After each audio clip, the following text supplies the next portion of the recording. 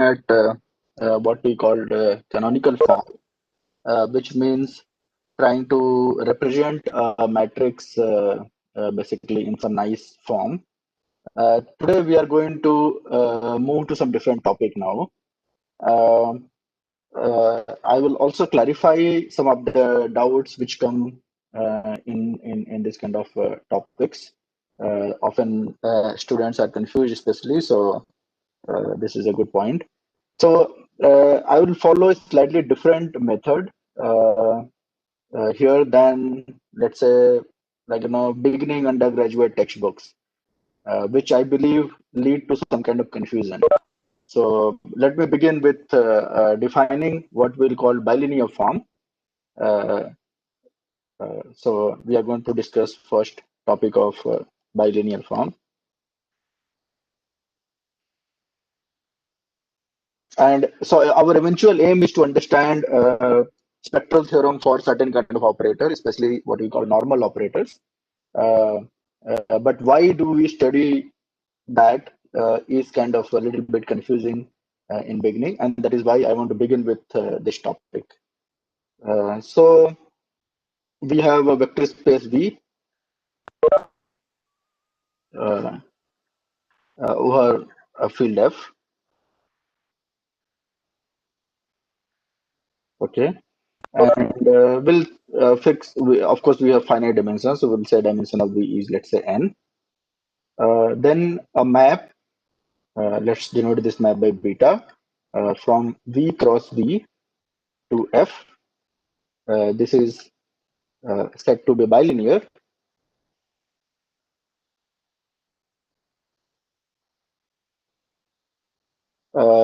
In short, what we call it's linear in both coordinates. But let me just write it in longhand. Said to be bilinear if beta of alpha v1 plus v2 comma w is alpha of beta of v1 comma w plus beta of v2 comma w. And similarly, in second coordinate, if I fix the first coordinate v, and if I take some alpha w1 plus w2, then again alpha comes out, and it is beta of v comma w1 plus beta of v comma w2. So the first condition means it's linear in the first coordinate, and the second condition means it's linear in the second coordinate, and that is why it is called bilinear. It's linear in both coordinates. So such maps are called bilinear maps or bilinear forms. So this is a definition. And it's quite important to understand such maps. And let's write down some example. So very basic example. If I take some, let's say my vector space is Fn, and if I define beta of two vectors, vectors are x1, x2, xn, and I have another vector y1, y2, yn, and I define it to be summation of xi, yi, I equal to 1 to n, then we can check that this is bilinear. Then beta is bilinear. How do we produce such more examples of bilinear forms or bilinear maps? Let's let us write like what you call more general example. So more general example of such a thing would be that, let's say I have again vector space Fn, and I take any matrix A in MNF, n by n matrix, and now I define beta from Fn cross Fn to F in the following way. So I define it to be beta of So let's say I denote the element of Fn as a column vector. I mean, now I have to set notation. So my elements of these are column vector, and this is column vector y1, y2, yn. I define it to be, so let's call it x, and let's call it this one y. And then I define it to be x transpose a y. So this is how I define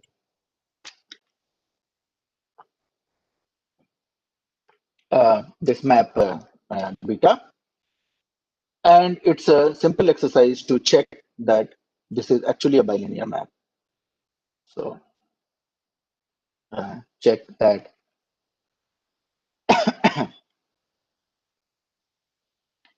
beta is bilinear.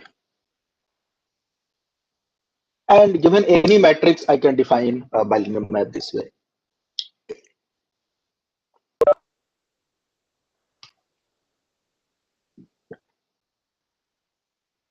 Okay, but how to think of more generally a bilinear map, right?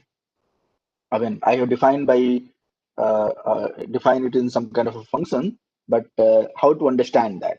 So how to understand bilinear maps explicitly, right? In a way, what do I mean by explicitly? Can we associate, the matrices or something like that, which we are more familiar with? So what I'm going to do is that, given any bilinear map from V cross V to F, to this bilinear map, I will associate a matrix that's called the matrix A. It should be an n by n matrix, and in such a way that if I want to compute this bilinear map, I can compute it in the same way as I gave this example, the previous example. So it will tell that basically that is all possible example. Okay, so that will be very nice. And how do I do that? So to associate matrix to something, what do we do? We first fix a basis. So let's say I'm given given a bilinear form.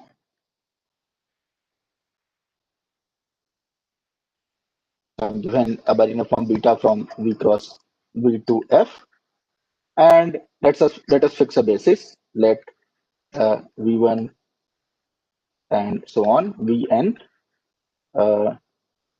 be a basis of this vector space V. All right. Uh, so once we fix a basis of a vector space, remember what we get. So if I take any vector V in V, then I can write V as a combination of this basis vector. So let's say the coordinates are going to be, so the combination will be xi vi I equal to 1 to n, and these xi's are coordinate. So this is what we do is that once we fix a basis, every vector can be written as coordinates like x1, x2, xn. So once I fix a basis, the vector space V, I can think of it as a Fn, right? These things we know already. We have done this earlier. So my claim is this. Let us define this matrix. So I define a matrix A of which ijth entry is compute beta at the vector Vi and Vj. Okay. So this is my this is my ijth entry. You might want to call it like Aij. This is how I define the ijth entry. So I am given beta, and I can compute all beta Vi Vj, and that gives me n square entries. I put them in a matrix like this, and my claim is that this is that A which I wanted to associate. Okay, so let's check this. Let's verify this. So let us verify this. What do I want to verify? That if I want to compute beta, I can just use A. So suppose I want to compute beta at V and W. So suppose I am given a vector V in V. So I write V as xi Vi. And suppose I am given another vector W in V. So I'll write W to be summation over, let's say, Yj Vj, j equal to 1 to n, and I equal to 1 to n. And in column form, this will become like x1 up to xn. In short, if you want to write, we'll just write it x. This in column form will become y1, y2, yn. And this in short, we'll write just as y. Okay. So what do we want to compute? We want to compute beta of v comma w, right? So let's write this as beta of v is supposed to be summation over xi vi, I equal to 1 to n, and w is supposed to be summation over yj vj, j equal to 1 to n. Now I know beta is bilinear, so it is linear in both coordinates. So let's use the linearity in the first coordinate. So I can write this as, so these xi's are scalar, they will come out. So I'll take this out, xi, and I will get here beta of vi, comma, summation over j equal to 1 to n yj vj, right? This is what I get. And now I will use linearity in the second coordinate here. So I can further write this. So this sum here is supposed to be I equal to 1 to n. Now I will have double sum. I will take the other sum also out. So I'll get j equal to 1 to n. Then I have xi. Yj will come out from here. So I have yj. And then what is left inside is vi, vj. And remember, this is what I wrote as an entry of that matrix. So this is what I defined to be aij, right? This is what is aij. My claim is this. Now it's just a verification that this is same as x transpose a y. Yeah. So this just requires simple verification that if you compute x transpose a y, you actually get exactly this, what I have written here. So verify this. I have done all the computations. So you need to just verify this here. Okay. So what we did here is that to get any bilinear form, if I want to understand any bilinear form beta from V cross V to F, it can be simply obtained by some matrix in M and F. So given a bilinear form beta here, if I fix a basis, I get a matrix of size n by n.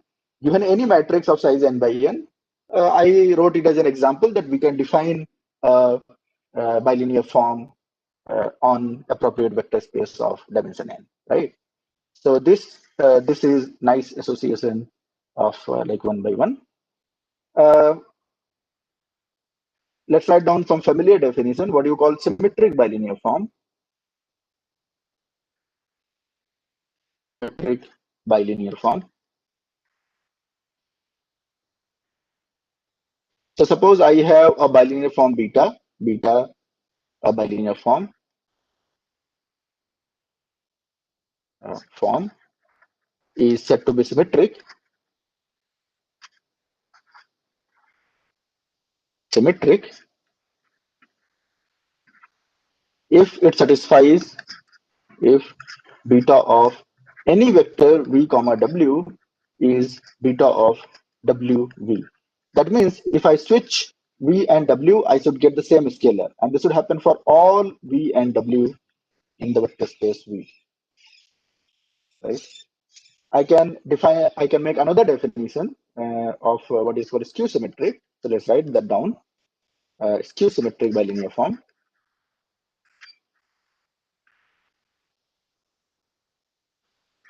skew symmetric bilinear form. So a bilinear form beta, let's write that down here. So a bilinear form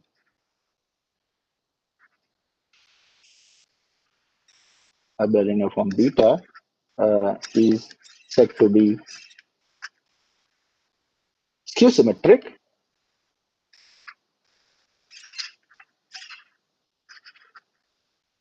if beta of VW is minus beta of WV for all VW in V. Okay, so in skew symmetric, if I interchange the coordinate, it should become negative of that, right? I will make another definition which is for technical reason. Maybe I'll not elaborate too much here. So when do we say something is non-degenerate bilinear form? Non-degenerate bilinear form. Uh, so non-degenerate means if I have this beta, and if I look at the associated matrix A, then determinant of A is not zero. So these are the bilinear form which are called non-degenerate bilinear form. And usually it's enough to study non-degenerate bilinear form. Otherwise, you can always reduce beta to smaller size with a zero component. So that is why we always assume non-degenerate. This also translates that if I think of beta inducing a map beta tilde from V to V star, and this map is defined as follows: that beta tilde of any vector V acting on some W is defined to be just using beta of V comma W. That means if I fix first coordinate V, then it's linear in second coordinate, right? So it's a functional, it's a linear functional. So it lands inside V star. Then this map is isomorphism. So this is the meaning of non-degeneracy, that this map is isomorphism. In general, this map is always defined for any bilinear form, but it may not be isomorphism. So the isomorphism is related to it being non-degenerate. Okay. These are again, so this requires some verification, so one can do that. Okay, all right. So now what is the problem here? So let's write it down. What is the problem here? We know that whenever we change basis, uh, when we change basis,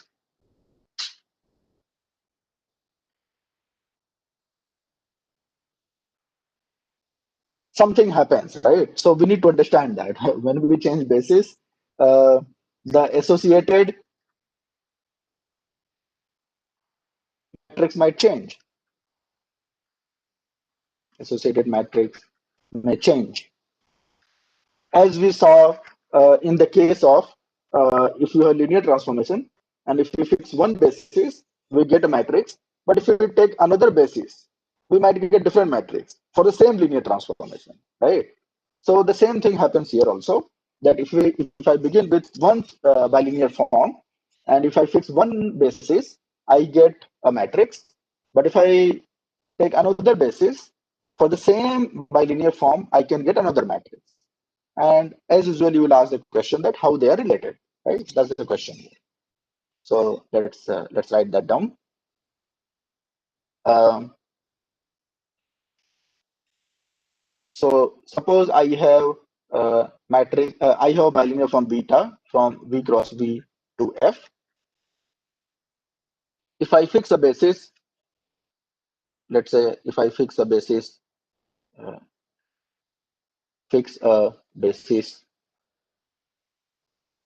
V1, V2, Vn, and we get the matrix, get associated matrix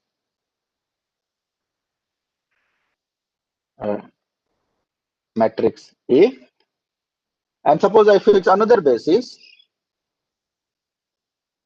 Suppose I fix another basis. Suppose we take another basis,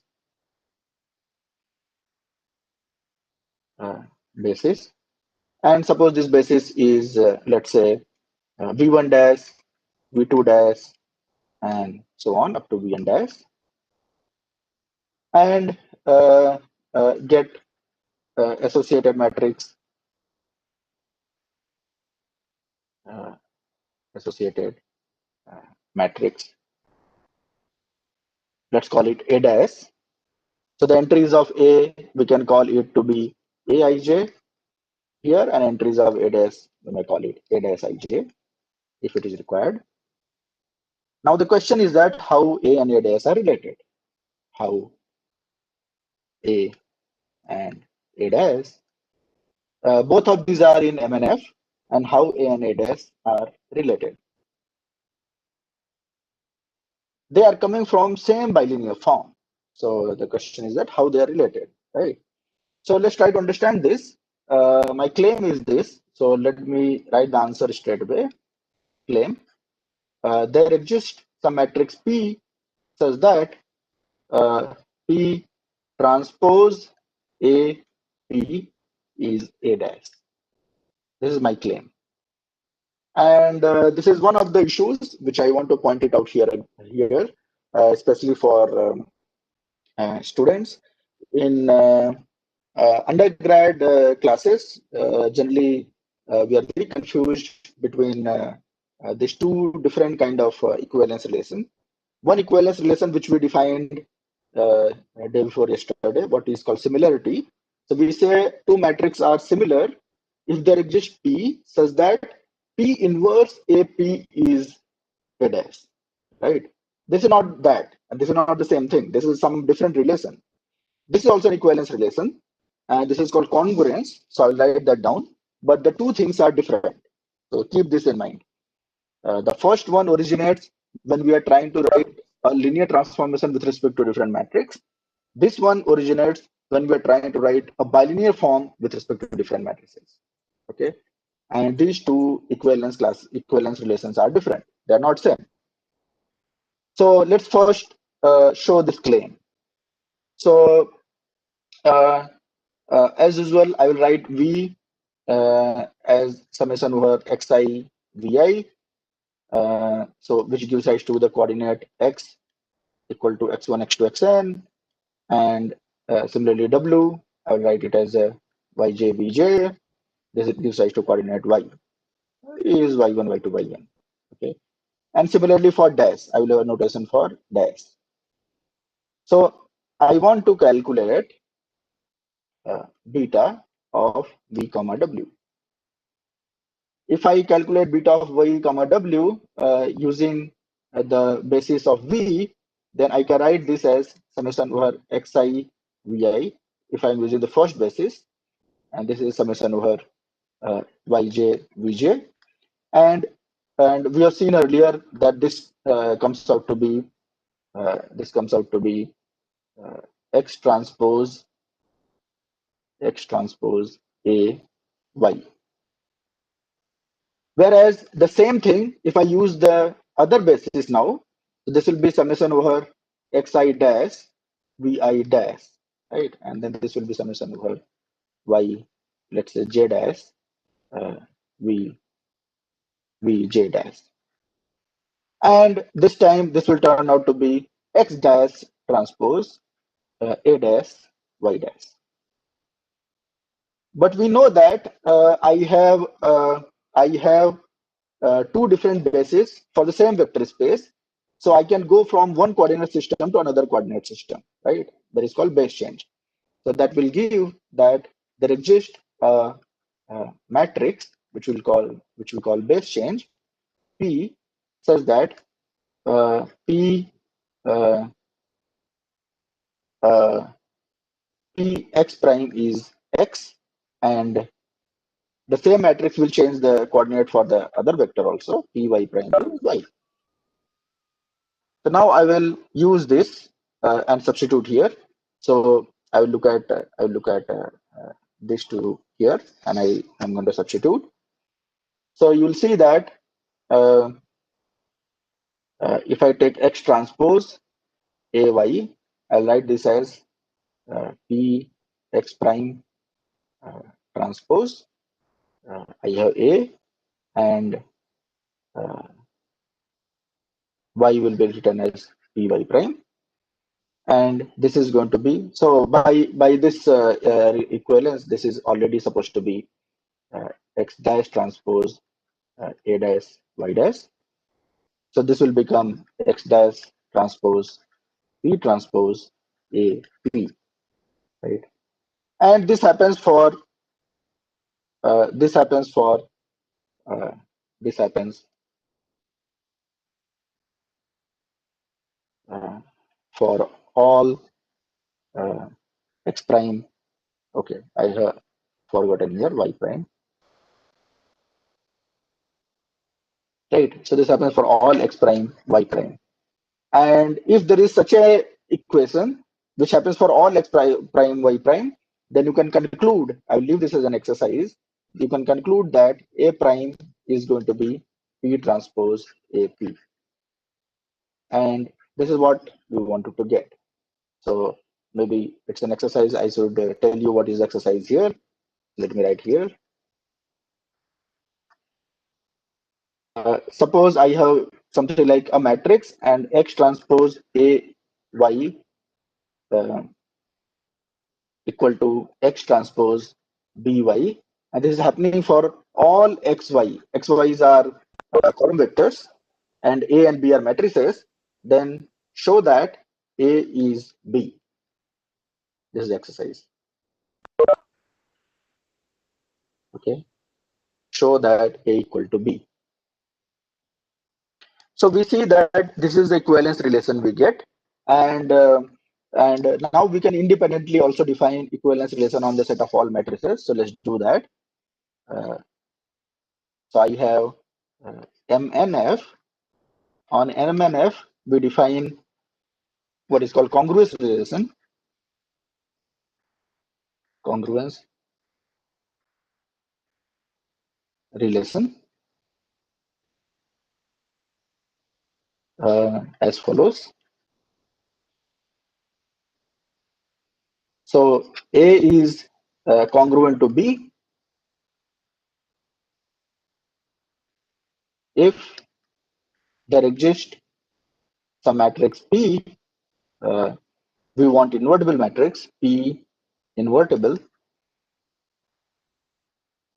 such that P transpose A P is B. Okay. So this is what I was saying. This relation is not same as the similarity relation. Remember, here it is P transpose A P equal to B. The similarity relation is P inverse A P equal to B. You can check that this is an equivalence relation, and this is an equivalence relation. So this is definition. Here, this is definition. Check that this is an equivalence relation.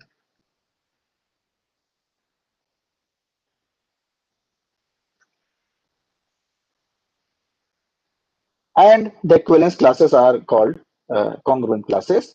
And again, the question here is, can we find nice representative? Can we find nice and simple, like we were aiming earlier? Can we find nice and simple representatives for each congruence class?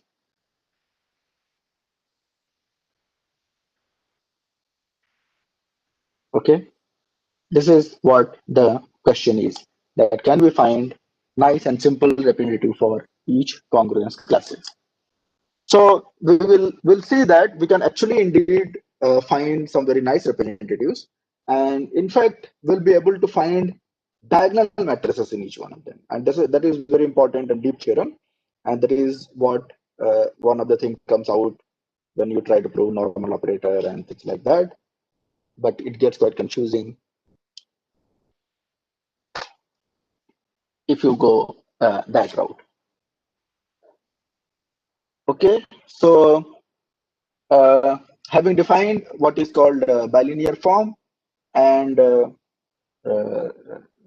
symmetric bilinear form and skew symmetric bilinear form, and understood this question. We will answer this question, but kind of little slowly. Maybe let me write some theorems without proving them, so that you understand what I mean to say here. So let's write down this theorem, which classifies some bilinear forms.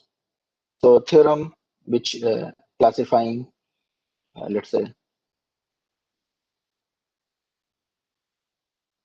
symmetric bilinear form.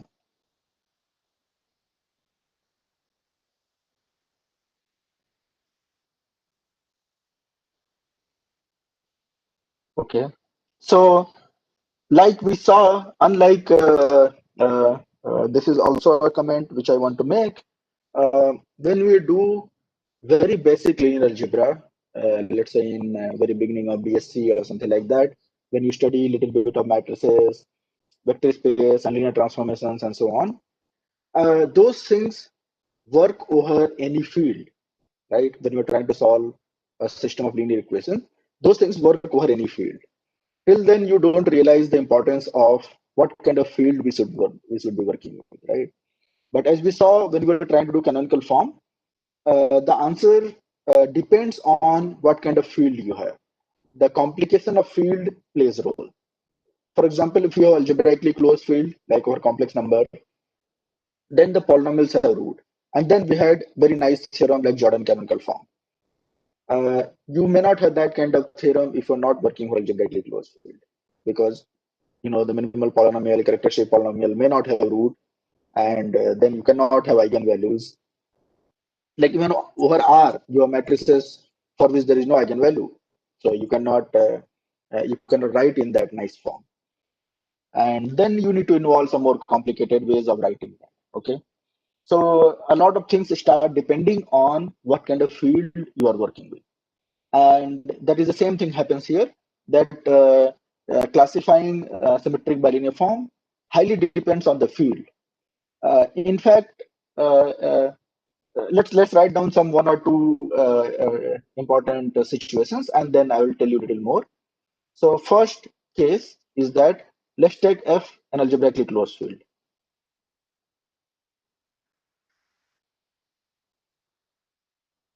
Algebraically closed field. So what happens to algebraically closed field?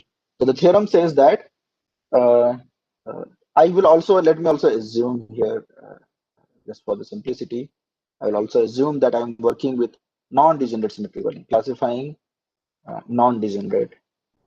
As I said, that there will be some zeros involved, so let's not worry about that. Non-degenerate symmetric bilinear form. Okay.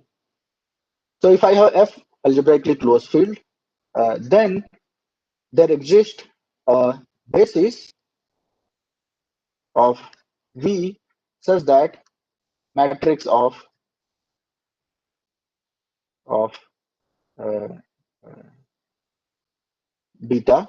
So suppose this symmetric bilinear form I am fixing, calling it beta, is diagonal.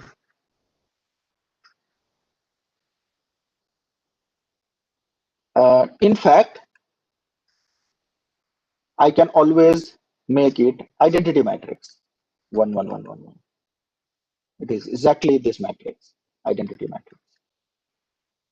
Over algebraically closed field, any non-regenerate symmetric bilinear form, I can always find a basis that it becomes a diagonal matrix. So for the symmetric bilinear form, not for any bilinear form, I'm just only saying here this theorem is for symmetric bilinear form. If I look at congruence class of symmetric bilinear form over algebraically closed field, then there is identity matrix in that equivalence class. That's what it means.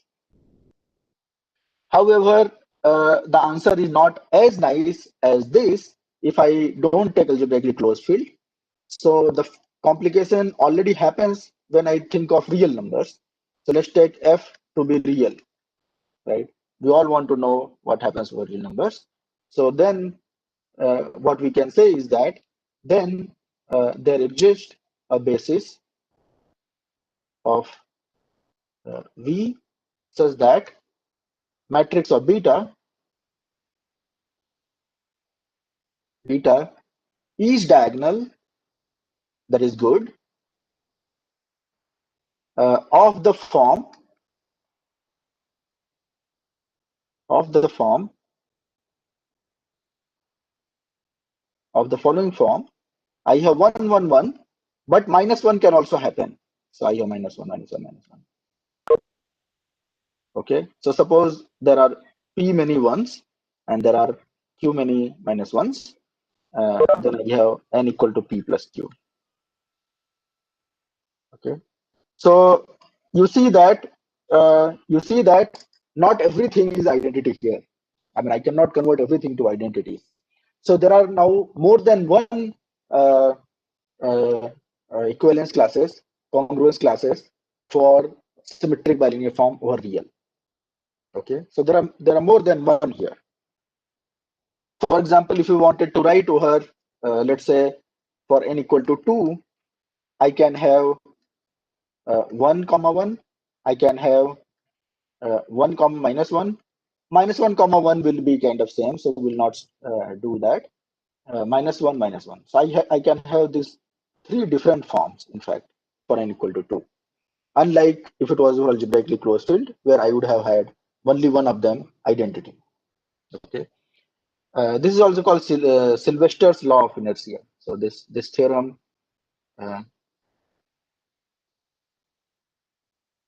Sylvester's law of inertia,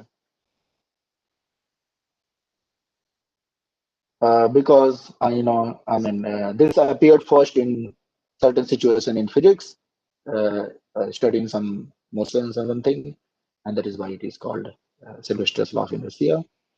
I'll make a little more comment about this maybe a little later. Can I answer over some other field? I can give another answer over maybe finite field. So if I have F is a finite field, let's say FQ, then there exists a basis of V such that matrix is, so I can always make it diagonal, in fact, in all cases, matrix of beta is diagonal of the form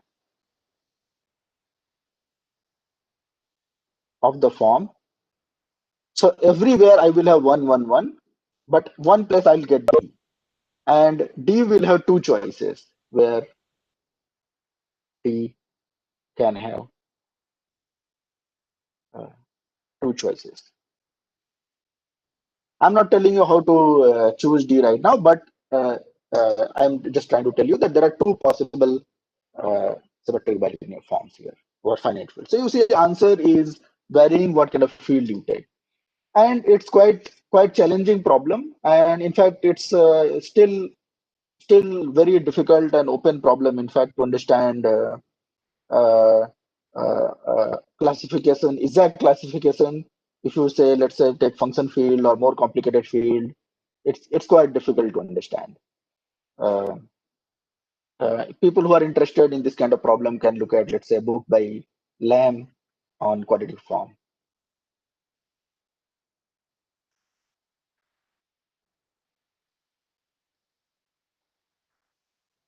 Okay, so this is reference.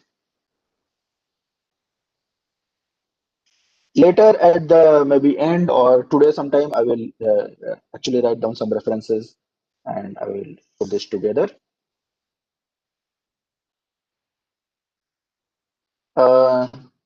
So you see that problem is quite complicated for symmetric bilinear form. You can also ask the question that what happens to skew symmetric bilinear form? Can I say something about skew symmetric bilinear forms? And yes, I can give very nice answer. In fact, in that case, that case is the simplest situation. Turns out that whatever field you take, F, any field, as long as characteristic is not 2, uh, they exist. Suppose beta is non-degenerate, skew symmetric,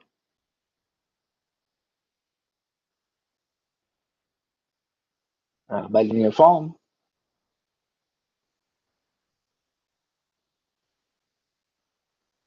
Then there exists a basis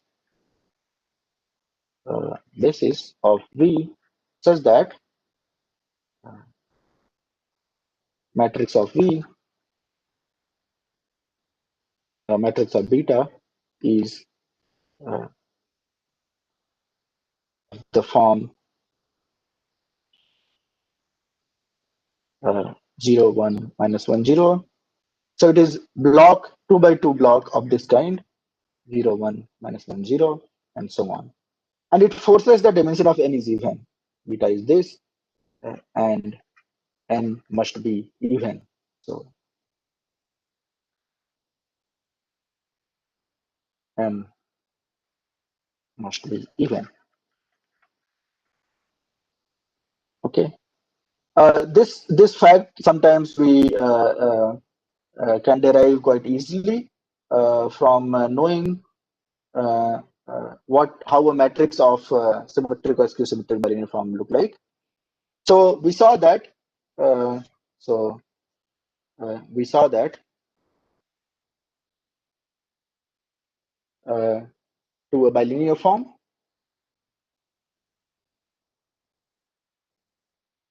we can associate a matrix. Say I had bilinear form beta, then I associate it a matrix A in MNF.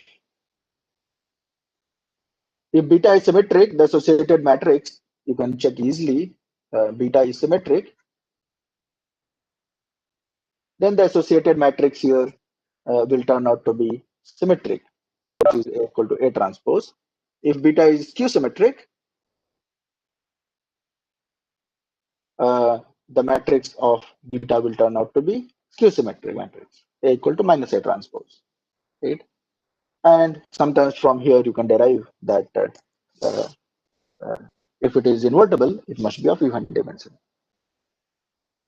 Okay, so that is some nice answer in some example, some situation, what a bilinear form can look like. But what is the purpose of bilinear form? So bilinear forms, of course, are classified for their own interest as well. My interest, as I said, that I like group theory.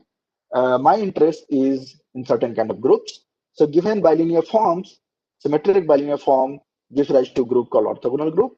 This symmetric bilinear form gives rise to a group what is called symplectic group. So I'm going to define that for you.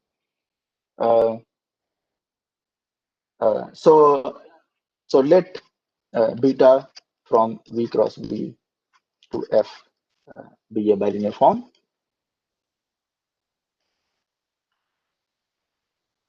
We will always assume non-degenerate. From here onwards, we always assume beta is non-degenerate. Okay. So basically, I have a vector space V, and I have another structure on the vector space, which is this bilinear form V comma beta. Okay. It's not simply V. I have to think of the two things together. So a map, I can take an endomorphism of V. We say endomorphism of V. We say T is an isometry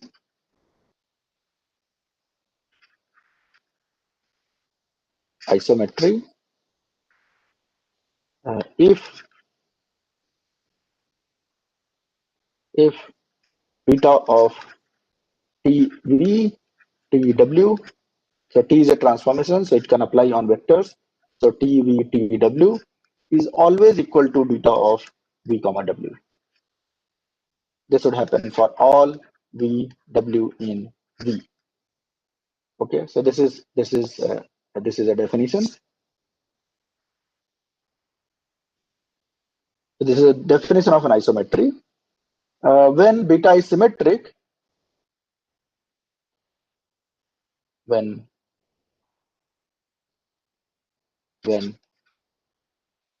beta is a symmetric bilinear form,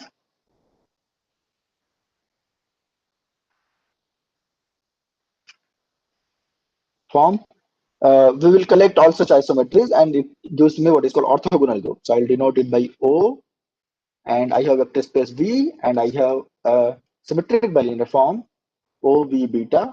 This is all those linear transformations which preserve beta. So beta of TV TW is equal to is equal to beta of V comma W, and this would happen for all V comma W in V. Okay, so take collection of all isometries, and this is called orthogonal group. This is a group, of course. Ortho.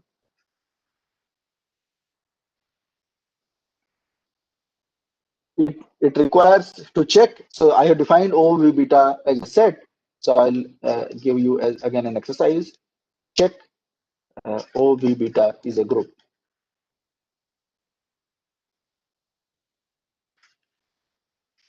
It's a subgroup of GLV, right? So certainly OV beta is a subset of GLV.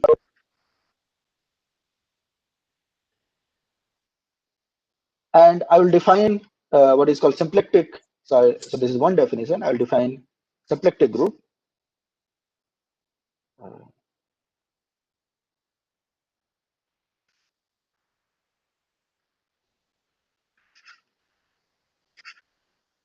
So how do I define symplectic group?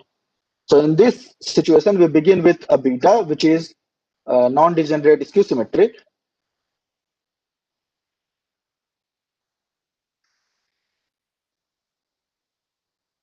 Skew symmetric bilinear form.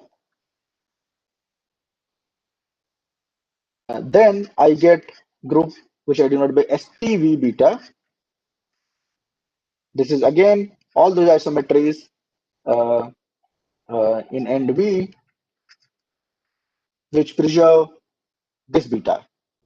Okay, so beta of TV TW is beta of V comma W, and for all VW in V. So this is again a group called symplectic group. So this is a group called symplectic group.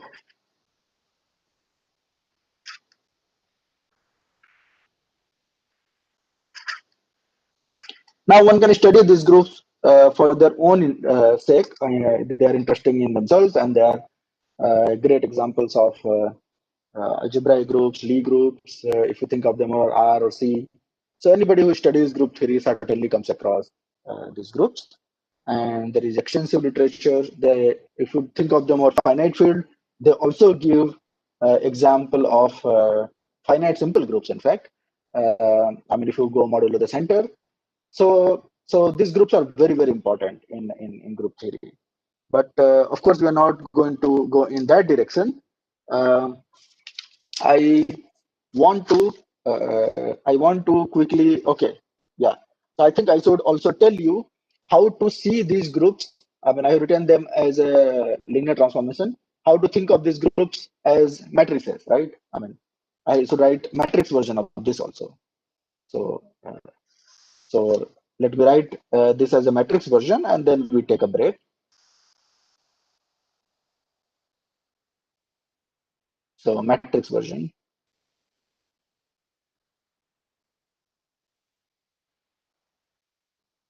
As I said yesterday, sometimes it's good to think of these things as a matrices, but sometimes it's good to think of them as linear transformations. They have their own advantages. So let's try to represent. Suppose I have V and I have beta, and suppose fix a basis. Let's say basis is v1, v2, vn, and then I get matrix of beta. Let's say it is A, which we know how to get it. We just defined in the beginning of this lecture. Now, suppose I have T, which is an isometry. So T from V to V, which is an isometry.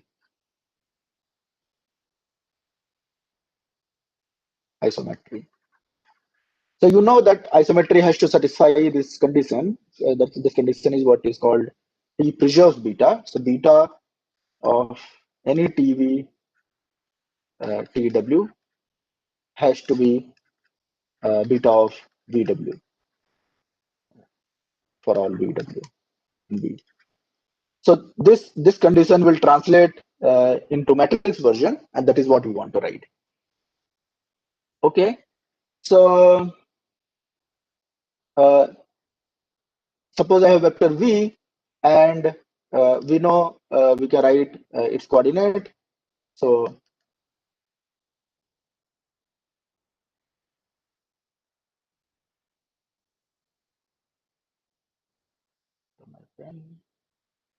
V, I can write this as a coordinate.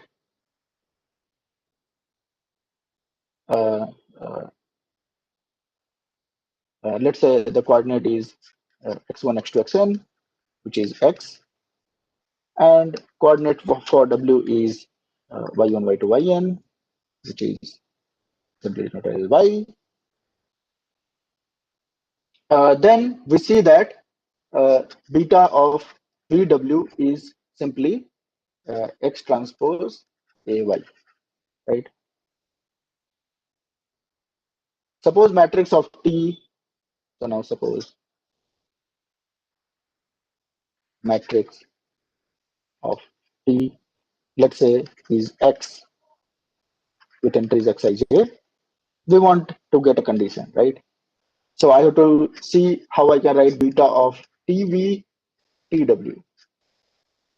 So I have to write in the matrix form here of the first coordinate. So we know to compute TV, I have to calculate x times vector x.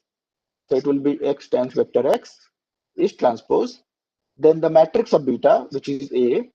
Then for computing TW, I have to compute x acting on y, right? This is what I get. And the condition for T to be isometry is that these two things are equal. So I get this equation that x transpose AY equal to x transpose, capital X transpose AXY. And as usual, this is happening for all xy. So I can say that the two matrices inside are same. This will imply A is actually equal to X transpose AX. Okay, so this is a very nice equation. And this is what you must have seen normally when people define orthogonal group or symplectic group directly as a matrix. So let's end with writing the definition of orthogonal and symplectic in matrix version. So to define orthogonal group, we begin with O. We have vector space V, and suppose the matrix is A. So this is my symmetric matrix. Determinant of A is not 0. Remember, which I said that is non-degenerate. Then I have orthogonal group, which is simply to say that is those elements in matrices M and F such that X transpose A X is A. Okay. And similarly, for symplectic group, I have SPVA. The dimension of V must be even, and A satisfies A equal to minus A transpose here because it is supposed to be skew symmetric. Then I have similar definition. I mean, it looks same, but the matrix A is different. So when I write the definition, it looks like I'm writing the same definition, but the matrix A is different in the second equation for symplectic group. Okay. What now? Okay. I wanted to go back to the case of the uh, real matrix case, but maybe let's take a break. If you want to ask a question, we have a couple of minutes. You can ask a question, and we will begin at 6:15. After that, do you want to ask a question at this moment? Sir, here you have defined the symplectic matrices uh, in your Yes. slide. Yes. This is means the order of the matrix should be even. Order of matrix. Order of A. Yeah. The skew Yeah, symmetric yeah, matrix. Yes. Yes. exactly. Ha ha ha. Right. So I said that is necessary. It will, if you are assuming non-degenerate, otherwise you can always put a zero. So usually we assume that A is invertible. Right, right, sir. If we are assuming that A is non-degenerate, Yeah, yeah. So then it will force that A has to be of even order. even order. Right, sir. Right. And for this, So we that is why symplectic group always appears in even dimension. mm-hmm. Right, sir. And sir, orthogonal matrices, Mhm. so those are defined on Euclidean inner product space. Yeah, so I am doing much more general version of what you are saying. So I'm going to write that now after this, which is a very special case of what I have said so far. So Oh, you can okay, have, sir. yeah, you can have orthogonal group on, of course, any vector space with respect to any symmetric bilinear form. And as I gave you example, that symmetric bilinear form could be many different symmetric bilinear form, Ha and ha. hence you can get many different orthogonal group. There is no one orthogonal group. So I am going to begin the next one by explaining that what we mean by usual Euclidean orthogonal group versus what I have defined here, which is much more general. Okay, okay, sir. Okay, sir. Yeah, Thank yeah, you. yeah, yeah. That's a good question. That is really confusing thing, and okay, I will clarify that little more. Oh, yeah, sure, sir. Yeah. Anyone else has a question, or we take a break?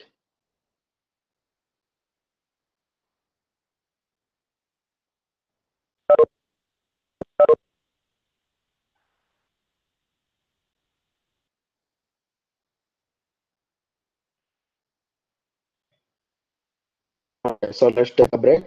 Uh, we'll meet at 6:15.